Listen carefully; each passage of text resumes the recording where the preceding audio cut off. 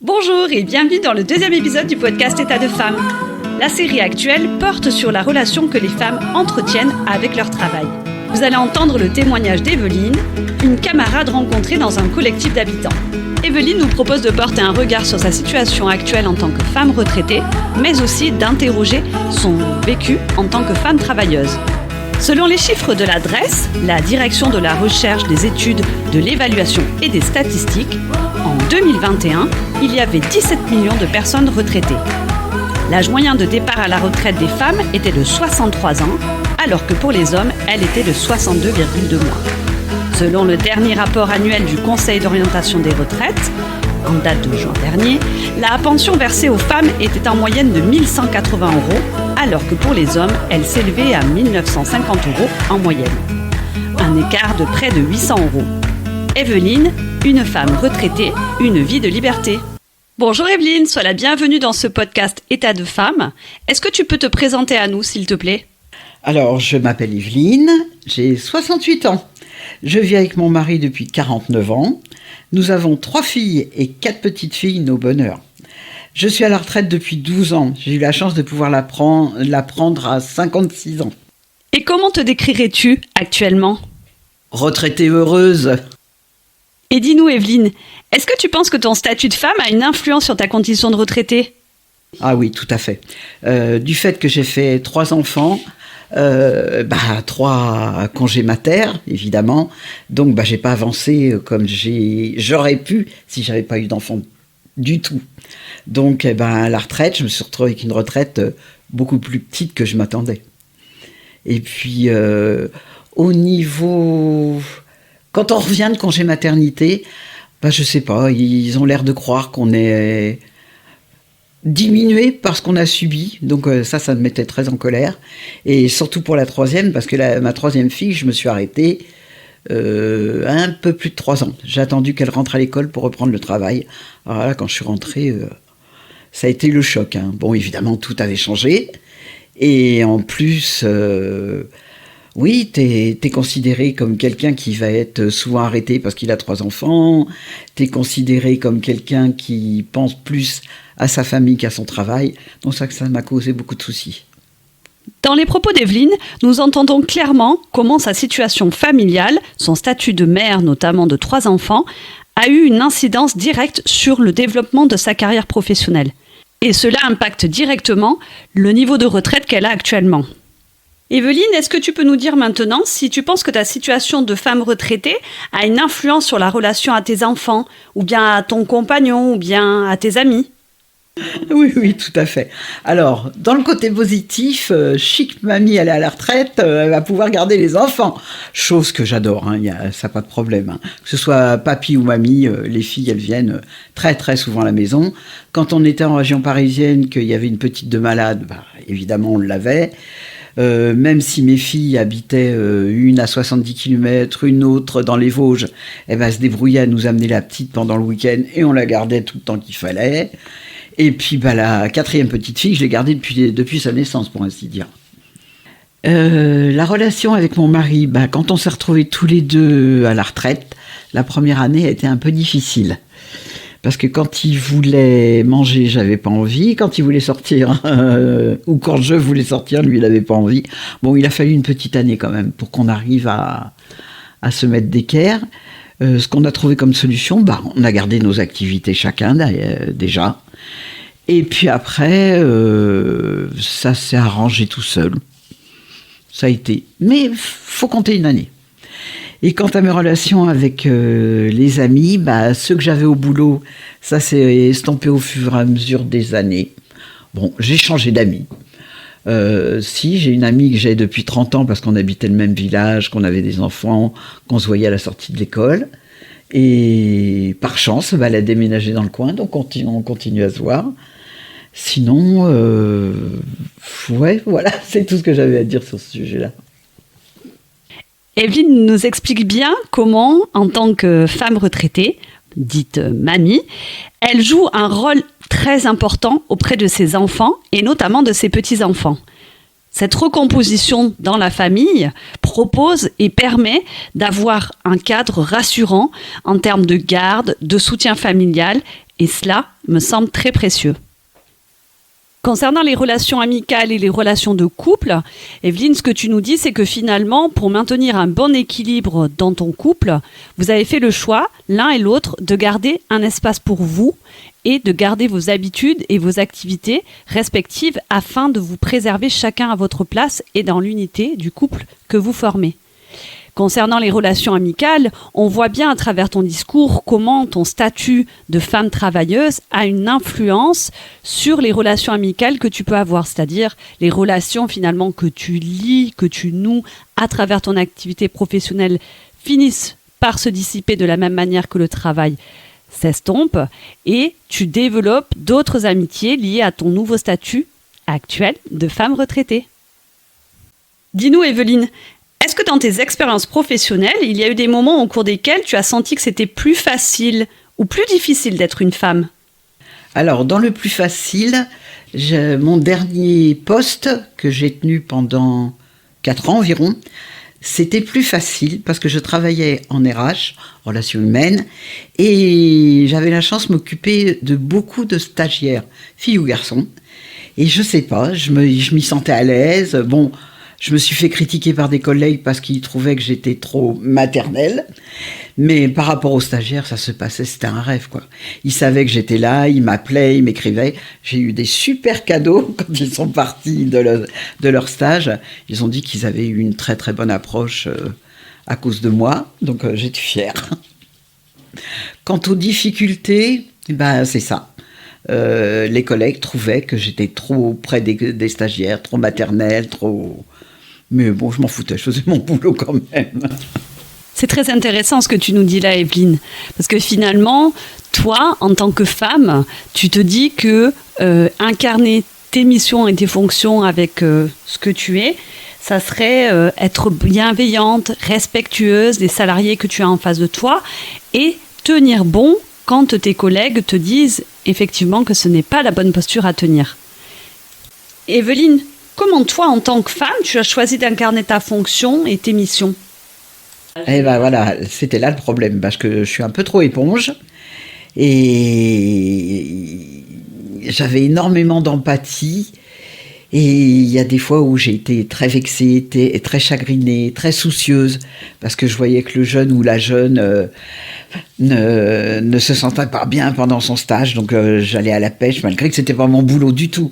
Mais c'était plus fort que moi, il fallait que j'aille l'aider. Ça fait partie de mon caractère, je crois. Evelyne, est-ce que tu peux nous parler du regard que tu portes aujourd'hui sur la relation entre les femmes et le travail ?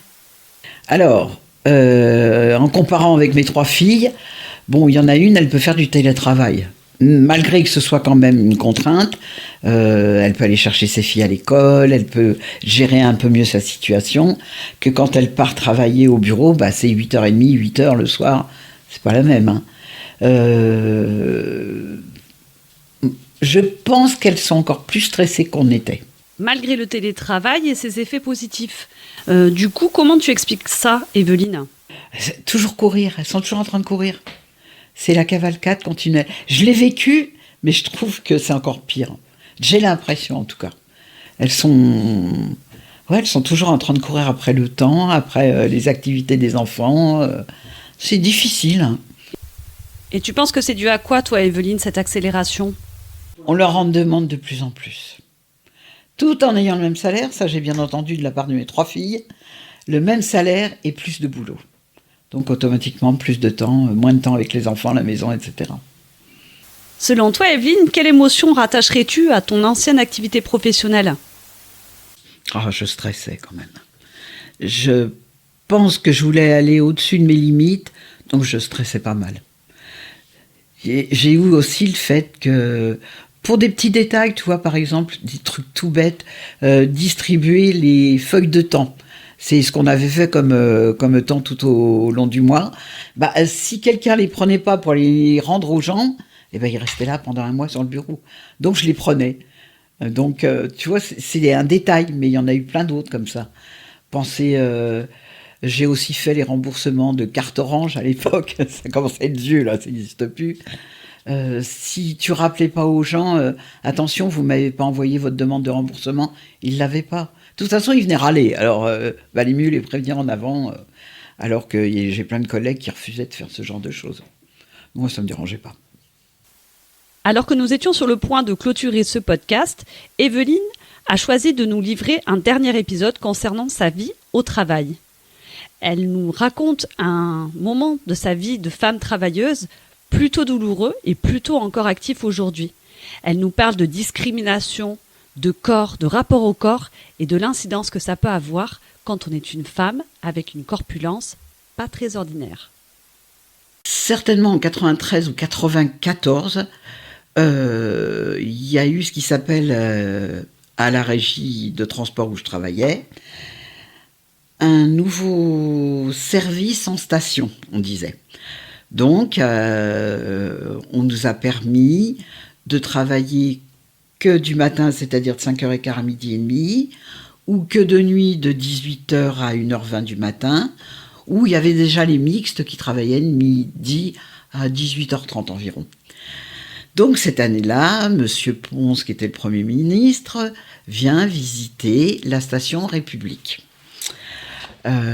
Alors, dans les caisses où on vous vendait les billets, il y avait une de mes collègues que je connaissais depuis un bout de temps, qui habitait le même village que moi, qui était donc à la caisse en poste, parce qu'on avait tous les jours, on pouvait changer de poste, ou on les avait sur notre semaine. Le matin, elle arrive, elle met sa caisse en route, faut qu'on compte les fonds, les billets, les machins, tout ça, on a un tas de trucs à faire.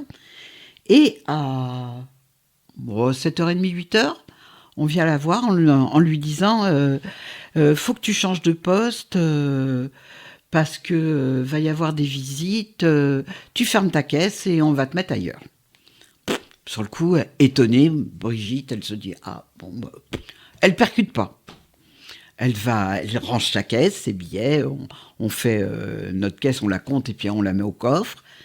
Et elle s'en va boire un café, comme on lui a dit, va boire un café. Bon, elle revient après le café, pensant soit reprendre son poste, soit se retrouver à faire quelque chose. Elle n'a toujours pas compris.